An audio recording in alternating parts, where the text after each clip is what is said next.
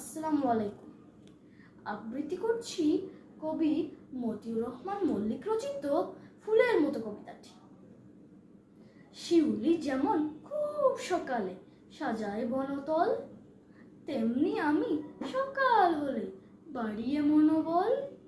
নিজে নিজে ঘুম তাড়াবো, করবো যা দরকারি, মন লাগিয়ে মনের মতোই সাজাবো ঘর বাড়ি।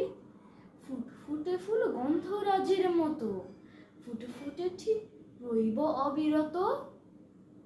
আমার স্বভাব করব আমি গোলাপ ফুলের ন্যায়, আমার সুবাস ছড়িয়ে যাবে সকল আঙ্গিনায়।